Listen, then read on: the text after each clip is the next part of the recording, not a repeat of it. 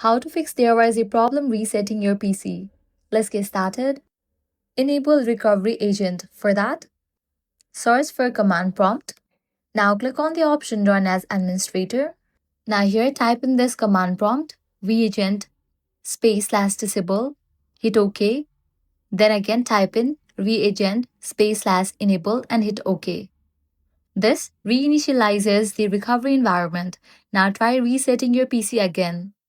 Next, use SFC and shift plus restart. This method involves running a system file check outside the normal boot.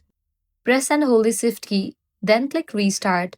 Once in recovery mode, choose command prompt. Now type the following command.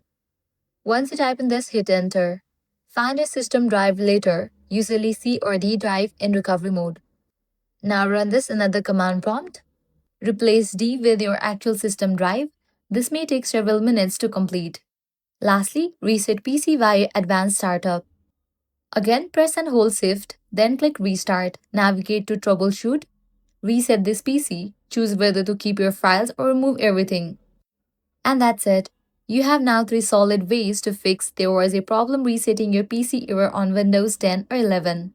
If this guide helped you out, do not forget to like, share, and subscribe to our channel. Thanks for watching.